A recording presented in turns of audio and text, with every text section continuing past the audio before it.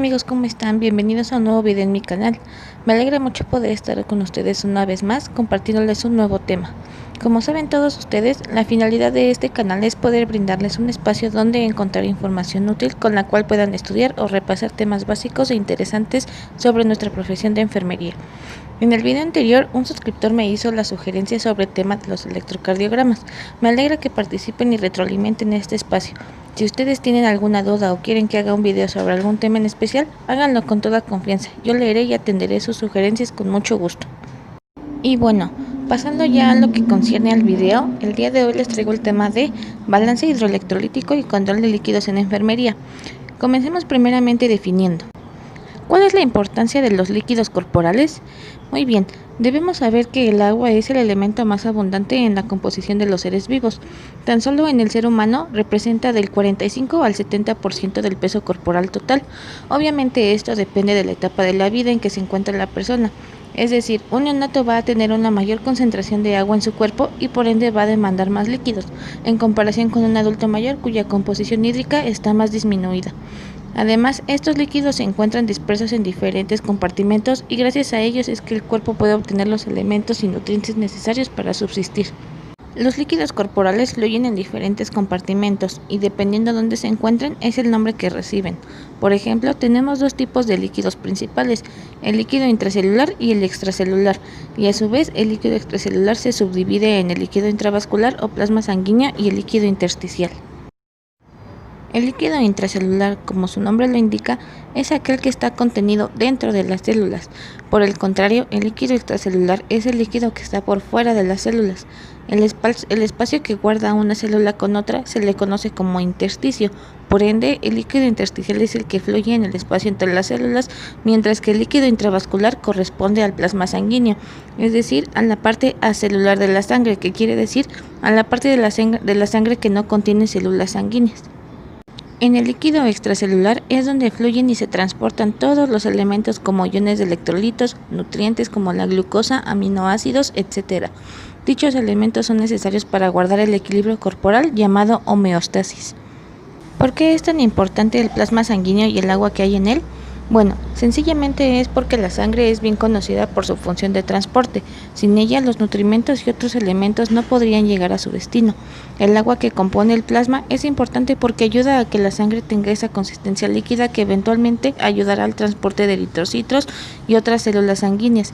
Además del transporte de nutrimentos, el transporte de hormonas, la regulación del equilibrio ácido-base, la regulación térmica, la presencia de agua en el plasma sanguíneo es importante para algunas reacciones enzimáticas y finalmente la volemia, o sea el volumen sanguíneo total, va a influir en la función cardiovascular y se va a ver reflejada con las cifras de presión arterial, frecuencia cardíaca, etc.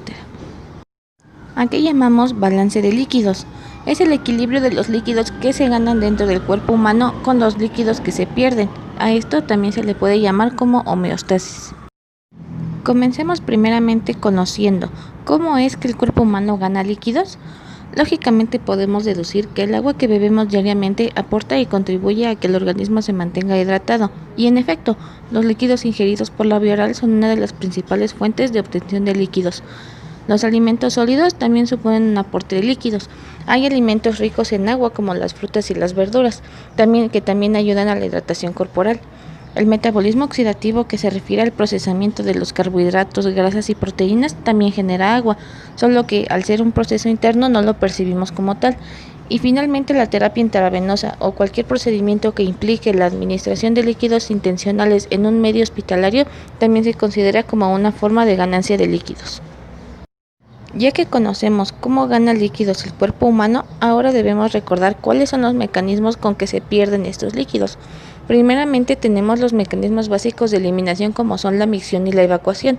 Evidentemente se debe guardar cierta proporción con los líquidos que se ingieren o ingresan, es decir, si hubiera una diarrea activa, por lógica se da por hecho que se están perdiendo más líquidos de los que se están ingresando. Lo mismo pasa si se orina con frecuencia o si las micciones son abundantes. Por el contrario, si no hay micciones o son de poca cantidad y si hay estreñimiento, pudiera ser señal de que el cuerpo humano le está haciendo falta estar mejor hidratado. También como mecanismo de pérdida de líquidos tenemos las famosas pérdidas insensibles. Estas son las pérdidas obligatorias de agua y electrolitos a través de la piel y de los pulmones. Se le conocen como pérdidas insensibles porque se pierde esa agua de una forma en que la persona no se da cuenta, no es perceptible a los ojos y su cálculo debe apegarse a las siguientes fórmulas. En menores que pesen menos de 10 kilogramos se debe multiplicar su peso por 4, sumarle 9 y dividirlo entre 100. Posteriormente el resultado se multiplica por 600 y se divide entre 24 horas. El resultado se multiplica por las horas trabajadas. En personas que pesen entre 10 kilogramos y 20 kilogramos se debe multiplicar su peso por 4, sumarle 9 y dividirlo entre el peso más 90.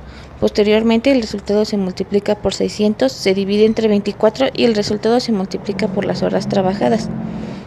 Por último, en personas que pesen más de 20 kilogramos se debe multiplicar su peso por 0.5 si es afebril, es decir, que no tenga fiebre. Se debe multiplicar por 0.75 si tiene febrícula, es decir, una temperatura corporal de entre 37.4 a 37.9, o multiplicar por 1 si hay fiebre, es decir, arriba de 38 grados. Y el resultado multiplicarlo por las horas trabajadas.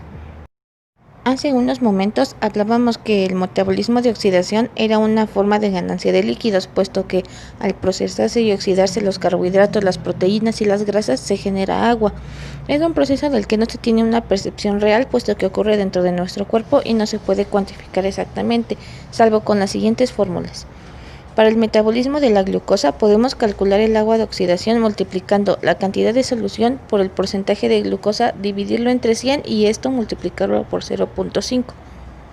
Para el metabolismo de los aminoácidos podemos calcular el agua de oxidación multiplicando la cantidad de solución por el porcentaje de aminoácidos, dividirlo entre 100 y esto multiplicarlo por 0.413.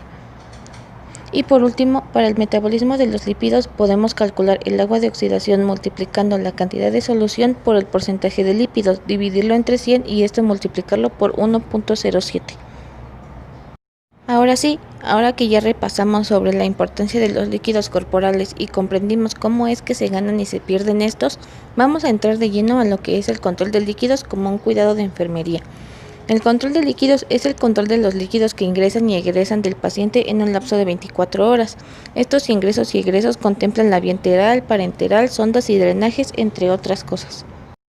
Entre los objetivos se encuentran conocer el estado de hidratación del paciente, desde que observamos y valoramos el aspecto y turgencia de su piel, si sus mucosas orales se ven secas o no, podemos deducir si el paciente está teniendo o no un déficit de líquidos. Asimismo, podemos evaluar las necesidades hídricas del paciente y otro de los objetivos es llevar un registro de los líquidos que ingresan y egresan para valoraciones y ajustes en el aporte de líquidos. El control de líquidos no tiene absolutamente ninguna contraindicación. Está indicado en pacientes con cuidados intensivos porque generalmente son pacientes que cuentan con más de una sonda o drenaje, que cuentan con terapia intravenosa continua y que requieren un control estricto de líquidos. También está indicado en pacientes con patologías que alteren el mecanismo de los líquidos corporales, por ejemplo, pacientes con una insuficiencia cardíaca o renal que requieran una restricción de líquidos.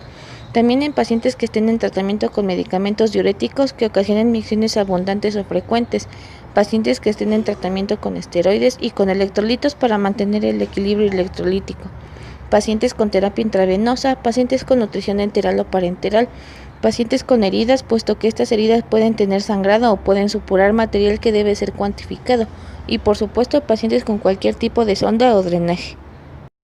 Todas las hojas de enfermería, sin importar el país o la institución, deben contener un apartado como el siguiente: una tabla donde se contemplen los diferentes tipos de ingresos y egresos del paciente de forma horaria, para que al final de cada turno se pueda hacer la sumatoria de ingresos y egresos y posteriormente obtener el balance total del paciente.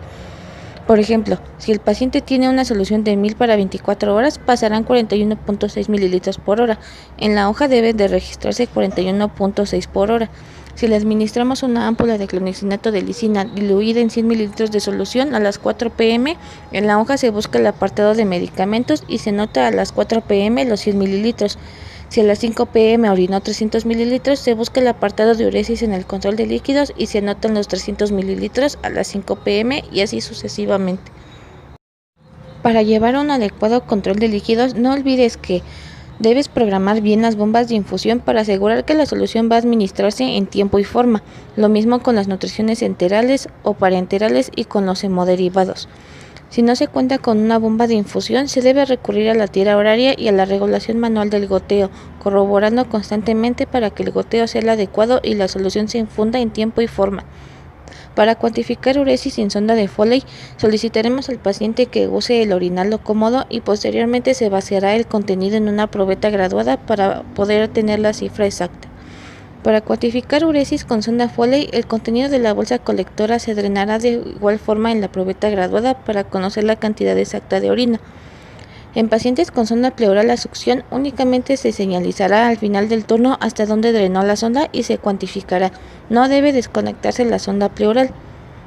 En procedimientos como lavado gástrico, enema de retención, medición de presión intraabdominal, etc., donde se tenga que introducir líquido intencionalmente, se debe cuantificar el líquido introducido y restarse del líquido que se egresa para que sea un valor real. Un ejemplo, si se introducen 500 mililitros de solución para un enema de retención y se egresan 800 mililitros de evacuación, se deben restar los 500 del enema y en total tendremos 300 de evacuación real. Se debe dar un seguimiento real a la curva térmica, ya que, como se mencionó con anterioridad, las pérdidas insensibles se calculan en base al estado febril del paciente. Cuantificar las soluciones con que se diluyen los medicamentos, además de valorar cómo se diluyen los medicamentos, sobre todo en pacientes con restricción hídrica. La administración de hemoderivados también se cuantifica. La hoja de control de líquidos contiene específicamente un apartado de transfusiones donde se cuantifica de forma horaria la administración de concentrados eritrocitarios, plaquetas, plasma, etc.